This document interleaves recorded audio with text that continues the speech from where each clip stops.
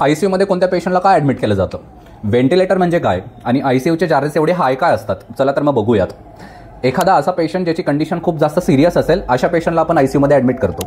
एक patient imagine करा की त्याला स्ट्रोक झालाय. स्ट्रोकचा पेशंट म्हणजे की ब्रेनमध्ये स्ट्रोक किंवा हिमोरेज किंवा इन्फार्क्ट झालाय, तर त्या गोष्टीमुळे त्याला अनकॉन्शियस पेशंट असतो, पॅरालिसिस झालेलं असतं. अनकॉन्शियस जेव्हा पेशंट असला की त्याला आपण वॉर्डमध्ये न ठेवता आयसीयूमध्ये ॲडमिट करतो. असं का?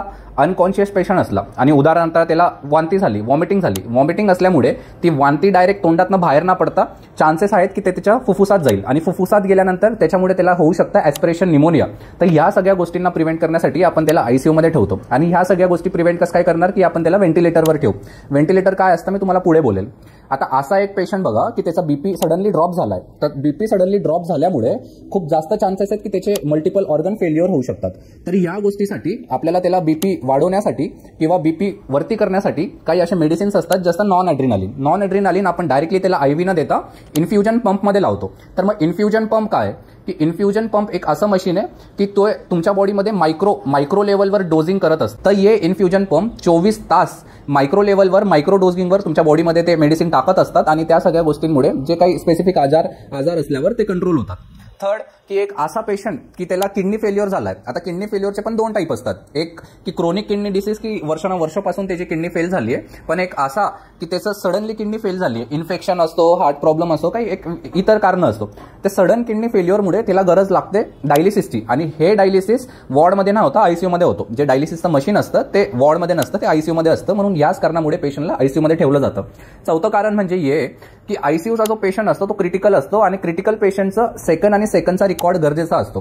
तर काय रेकॉर्ड आपल्याला करावा लागतो, जसं हार्ट रेट झालं की हार्ट व्यवस्थित फंक्शन करतंय का, त्याचा बीपी मेंटेन होतोय का, त्याचं जे युरिन आउटपुट आहे की दिवसभरामध्ये त्याचं किती युरिन आउटपुट झालंय की ते मोजावं लागतं.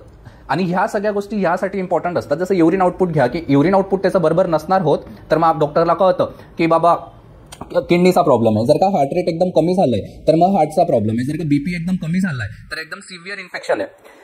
चौथी गोष्ट अशी की आयसीयूमध्ये 24 तास ट्रेन स्टाफ अवेलेबल असतो. ट्रेन नर्सेस असतो की ट्रेन डॉक्टर्स असतो की काही पण इमर्जन्सी झाली तर ते आयसीयूमध्ये आपण मॅनेज करू शकतो.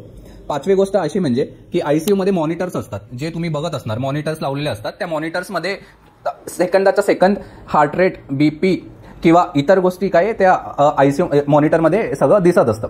तर त्याचा पण आपल्याकडे एक रेकॉर्ड असतो. आता व्हेंटिलेटर म्हणजे काय की एक असा पेशंट की तो अनकॉन्शियस असेल किंवा एक असा पेशंट की त्याचं फुफ्फुस व्यवस्थित काम करत नसेल किंवा एक असा पेशंट की तो सिव्हिअर इन्फेक्शनमध्ये असेल. इन्फेक्शनमुळे त्याचं पूर्ण मल्टी ऑर्गन फेल्युअर झालंय. ते मल्टी ऑर्गन फेल्युअर असल्यामुळे की बॉडीला कुठेतरी व्यवस्थित प्रमाणात ऑक्सिजन जात नाहीये. तर अशा पेशंटला आपण व्हेंटिलेटरवर ठेवतो. तर व्हेंटिलेटरची गरज का पडते, जेव्हा असा पेशंट की त्याचे होप्स आहेत की तो 2-3 दिवसात किंवा येणाऱ्या काही दिवसात रिकवर होणार आहे.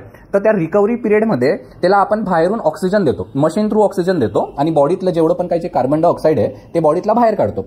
तर ह्या गोष्टीसाठी व्हेंटिलेटर आहे. तर व्हेंटिलेटर बेसिकली एक सिंपल मशीन आहे की ते बाहेरून ऑक्सिजन देतं आणि आतलं जे बॉडीचं कार्बन डायऑक्साईड आहे ते बाहेर काढतं. आणि जेव्हा पेशंट पूर्ण स्टेबल होतो तेव्हा व्हेंटिलेटर पण आपण आउट करून पेशंटला स्टेबलाइज करतो. आता तिसरा प्रश्न म्हणजे की आयसीयू एवढं महाग का असतं. तर जसं मी बोललो की आयसीयूमध्ये एक व्हेंटिलेटरचं मशीन असतं, एक डायलिसिसचं मशीन असतं, एक इन्फ्युजन पंप असतात, एक मॉनिटर असतं, 24 आवर्स 24 तास राहणारे डॉक्टर्स आणि हायली ट्रेन्ड स्टाफ असतो. तर ह्या सगळ्या गोष्टींमुळे आयसीयूचे जे ट्रीटमेंट असते ती एवढी महाग असते.